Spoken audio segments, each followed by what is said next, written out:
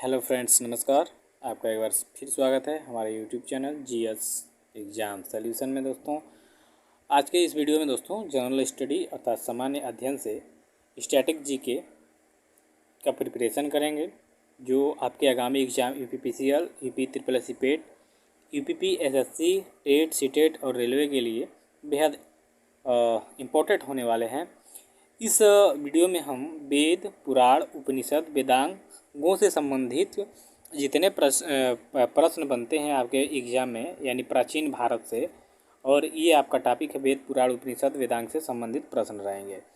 तो दोस्तों, top 20 question का क्विज के लिए आप तैयार रहिए। ये क्विज के माध्यम से आपको दिया जा रहा है। तो दोस्तों चलिए आप टॉपिक स्टार्ट करेंगे। टॉपिक स्टार्ट करने से पहले दोस्तों हमारे चैनल को सब्सक्राइब कर दीजिए, बेल आइकन को प्रेस कर दीजिएगा। दोस्तों वीडियो अच्छी लगी तो लाइक, कमेंट, शेयर जरूर करिए। Thank you. ठीक है, चलिए अपना टॉपिक स्टार्ट करेंगे। तो सबसे पहला क्वेश्चन आपके स्क्रीन पे आ रहा है दोस्तों कि सबसे प्राचीन वेद कौन सा है। देखिए, वेदों की संख्या है 4। ठीक है, और चारों वेद का नाम है ऋग्वेद, सामवेद, यजुर्वेद, अथर्ववेद। तो इसमें पूछ रहा है दोस्तों कि सबसे प्राचीन वेद कौन सा है। तो सबसे प्राचीन वेद है दोस्तों आपका ऋग्वेद। यह सबसे प्राचीन वेद है ऋग्वेद। याद रखिएगा कि सबसे प्राचीन वेद कौन है, ऋग्वेद, और सबसे बाद का अथर्ववेद। यानी सबसे पहला वेद कौन है आपका, तो ऋग्वेद, और सबसे बाद का वेद कौन सा है, तो अथर्ववेद। और वेदों की संख्या कितनी होती है, 4, और उपवेद की संख्या भी कितनी होती है मित्रों, 4। याद रखिएगा, आपको इतना याद रखना है, तो ऑप्शन ए हो जाएगा आपका राइट। क्या याद रखना है कि वेदों की संख्या होती है 4, और 4 उपवेद भी होते हैं, और सबसे पहला वेद है ऋग्वेद, और सबसे लास्ट यानी अंतिम वेद है आपका अथर्ववेद। ठीक है, चलिए दूसरे नंबर के प्रश्न पे चर्चा करेंगे कि वेदों की संख्या कितनी है। अभी आपने ऊपर जाना कि वेदों की संख्या है 4। ठीक है, ऋग्वेद, सामवेद, यजुर्वेद, अथर्ववेद। तो डी आपका सही हो जाएगा। वेदों की संख्या है कितनी, 4, और उपवेद भी कितने हैं इनके, 4। तो वेद पढ़ने के साथ साथ उपवेद पढ़ना भी जरूरी होता है। प्रश्न संख्या 3 देखिए कि पुराणों की संख्या कितनी होती है। दिया हुआ विकल्प ए है 108, बी है 6, सी है 18 और डी है 20। तो पुराणों की संख्या होती है दोस्तों आपका 18, यानी 18 पुराण है। और सबसे पुराना पुराण जो होता है वो मत्स्य पुराण है। मत्स्य पुराण यह सबसे पुराना आपका क्या है, वो पुराण है। तो पुराणों की संख्या हुई 18, और सबसे पुराना जो पुराण है वो क्या है, मत्स्य पुराण। चलिए 4 नंबर के प्रश्न में देखेंगे कि वेदांगों की संख्या कितनी है। दिया हुआ विकल्प ए है 4, बी है 6, सी है 8 और डी है 12। तो वेदांगों की संख्या दोस्तों होती है 6। ठीक है, कितनी है, 6। वेदों की संख्या कितनी है, 4। उपवेदों की संख्या कितनी है, 4। और पुराणों की संख्या कितनी है, 18। देखिए एक बार रिवीजन कर लीजिए। वेदांगों की संख्या होती है 6, वेदों की संख्या होती है 4, उपवेदों की संख्या होती है 4, और पुराणों की संख्या होती है 18। दिया हुआ विकल्प आपका सही होगा। पुराणों वेदांगों की संख्या होती है 6। चलिए नेक्स्ट 5 नंबर के प्रश्न को देखिए। उपनिषद की संख्या कितनी होती है।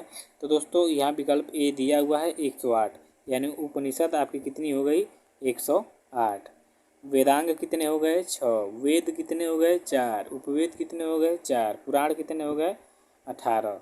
ठीक है, देखिए ये आप रिवीजन करते चलेंगे तो उपनिषदों की संख्या हो जाएगी 108, वेदांग की संख्या हो जाएगी 6, और आपके वेद की संख्या 4, उपवेद की संख्या 4, और 18 हो जाएगी आपका पुराणों की संख्या। 6 नंबर के प्रश्न को देखेंगे कि सबसे प्राचीन पुराण कौन सा है। अभी मैंने ऊपर जिक्र किया था कि सबसे प्राचीन पुराण कौन है। तो विकल्प में आपके दिया हुआ है कि मत्स्य पुराण, शैव पुराण, मनुस्मृति या मुंडकोपनिषद। तो ये आपके पुराण नहीं है। ठीक, तो सबसे प्राचीन पुराण आपका होता है मत्स्य पुराण। ठीक है, क्या है, मत्स्य पुराण। देखो मुंडो उपनिषद से आपका सत्यमेव जयते लिया गया है। जो सत्यमेव जयते की उक्ति है भारत सरकार प्रयोग करती है, वो आपके मुंडको उपनिषद से लिया गया है। ये भी क्वेश्चन आगे हम देखेंगे। तो सबसे प्राचीन पुराण है आपका मत्स्य पुराण। अभी मैंने ऊपर जिक्र किया था कि सबसे प्राचीन पुराण कौन है, तो मत्स्य पुराण, और पुराणों की संख्या कितनी है, 18। चलिए 7 नंबर के प्रश्न में है कि ब्राह्मण किससे संबंधित है। तो दिया हुआ विकल्प है दर्शन से, वेद से, कर्मकांड से या उपनिषद से। तो ब्राह्मण जो होते हैं दोस्तों वो कर्मकांड से संबंधित है। ठीक, कर्म कांड से। तो दिया हुआ विकल्प सी हो जाएगा। 8 नंबर के प्रश्न को देखेंगे कि पुराणों के रचयिता कौन है। दिया हुआ विकल्प है वेद व्यास, महर्षि लोमहर्ष, महर्षि वाल्मीकि या महर्षि विश्वामित्र। तो महर्षि लोमहर्ष जो हैं दोस्तों वो पुराणों के रचयिता हैं। तो दिया हुआ विकल्प बी हो जाएगा आपका राइट। पुराणों के रचयिता कौन? महर्षि लोमहर्ष। संख्या कितनी है? 18 है। सबसे प्राचीन पुराण क्या है? तो मत्स्य पुराण है।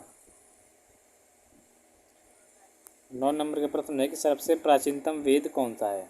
देखिए फिर क्वेश्चन आ गया है तो ऋग्वेद है आपका। ठीक, वेदों की संख्या होती है 4, उपवेद होते हैं 4, वेदांग होते हैं 6, उपनिषद होती है 108 और 18 होते हैं आपके पुराण। तो सबसे प्राचीन वेद है आपका ऋग्वेद।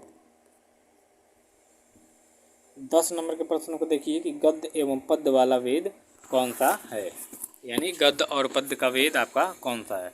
दिया हुआ विकल्प ए है यजुर्वेद, बी है सामवेद, सी है अथर्ववेद और डी है ऋग्वेद। तो गद्य और पद्य वाला जो वेद है दोस्तों वह यजुर्वेद है। तो दिया हुआ विकल्प ए हो जाएगा आपका सही, यजुर्वेद। यजुर्वेद गद्य और पद्य दोनों में लिखा हुआ है। ठीक है, तो ये सही हो जाएगा। 11 नंबर के प्रश्न को देखिए। अभी ये इस बात पे चर्चा हुई थी कि सत्यमेव जयते कहाँ से लिया गया है, यानी सत्यमेव जयते की युक्ति जो है वो कहाँ से ली गई है।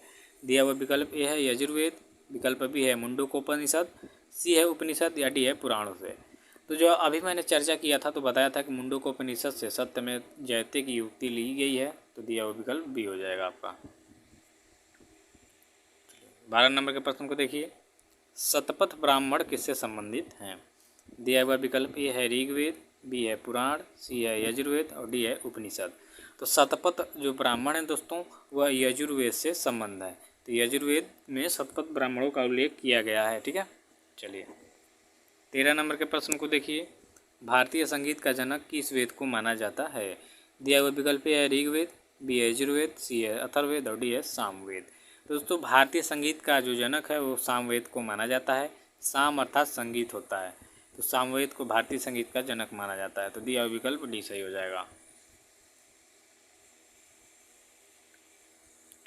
14 नंबर के प्रश्न में है कि तंत्र मंत्र जादू टोना से संबंधित वेद कौन सा है। दिया हुआ विकल्प है अथर्ववेद, बी है सामवेद, सी है यजुर्वेद और डी है ऋग्वेद। तो दोस्तों तंत्र मंत्र जो होता है, जादू टोना होता है, वो अथर्ववेद से संबंधित है। ठीक है, तो अथर्ववेद क्या हो जाएगा, अथर्ववेद। तंत्र मंत्र और जादू टोना किससे संबंधित है, अथर्ववेद से। ठीक है, तो दिया हुआ विकल्प ये सही होगा।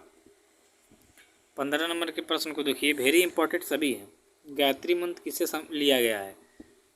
विकल्प ए है यजुर्वेद से, ऋग्वेद से, सामवेद से या उपनिषद से। तो गायत्री मंत्र जो है दोस्तों वह ऋग्वेद से लिया गया है। ठीक है, किससे लिया गया है, ऋग्वेद से। तो दिया हुआ विकल्प बी हो जाएगा। अब यहाँ बात हो जाएगी गायत्री मंत्र के रचयिता कौन है। तो दिया हुआ विकल्प है महर्षि रत्नाकर, महर्षि कृष्ण द्वैपायन, महर्षि विश्वामित्र या महर्षि वेदव्यास। तो गायत्री मंत्र के जो रचयिता हैं वो महर्षि विश्वामित्र हैं। कौन है, महर्षि विश्वामित्र क्या है, गायत्री मंत्र के रचयिता हैं। और गायत्री मंत्र कहाँ से लिया गया है, ऋग्वेद से लिया गया है। किससे लिया गया है दोस्तों, ऋग्वेद से। वेदों की संख्या कितनी है, 4 है। चलिए 17 नंबर के प्रश्न को देखेंगे कि ऋग्वेद में वर्णित सबसे पवित्र नदी कौन है। दिया हुआ, यहाँ गलती होता है दोस्तों, गंगा मार देते हैं चाहे। ठीक है, दिया हुआ विकल्प है ए है गंगा, बी है सिंधु, सी है कृष्ण और डी है सरस्वती। तो ऋग्वेद में उल्लेख सरस्वती नदी ही सबसे पवित्र मानी जाती थी तब। ठीक है, प्राचीन भारत में।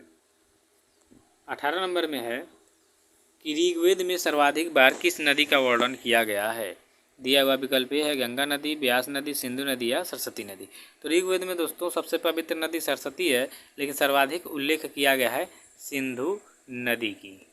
ठीक है, सिंधु नदी की सर्वाधिक क्या की गई है, वर्णन किया गया है। तो सी आपका सही हो जाएगा। 19 नंबर के प्रश्न में देखेंगे कि सबसे बड़ा महाकाव्य कौन सा है। महाकाव्य 2 होते हैं, एक रामायण है, एक महाभारत है। तो सबसे बड़ा अगर जो महाकाव्य पूछ रहा है दोस्तों तो महाभारत होगा। तो आपका बी हो जाएगा विकल्प सही। महाकाव्यों की संख्या 2 है, इतना जानते रहिएगा। यहाँ कल्हड़ होना चाहिए, कल्याण हो गया है, सॉरी यहाँ पे कल्हड़ होगा, कल्हड़। तो कल्हड़ द्वारा रचित पुस्तक राजतरंगिणी, यहाँ देखिए यहाँ भी मिस्टेक हुआ है, तो कल्हड़ द्वारा जो पुस्तक लिखी गई थी दोस्तों वो राज तरंगिणी, ठीक है, जिसमें कश्मीर का इतिहास बताता है। तो यहाँ कश्मीर के इतिहास से संबंधित है। कल्हड़ द्वारा यहाँ पे है कि कल्हड़ द्वारा रचित पुस्तक, ठीक है, राजतरंगी का संबंध किससे है, यहाँ क्वेश्चन ये बनेगा। तो कश्मीर के इतिहास से संबंधित है, तो दिया हुआ विकल्प सी हो जाएगा आपका सही। तो दोस्तों मिलते हैं नेक्स्ट वीडियो में। वीडियो पसंद है तो लाइक कमेंट शेयर जरूर करें। Thank you so much.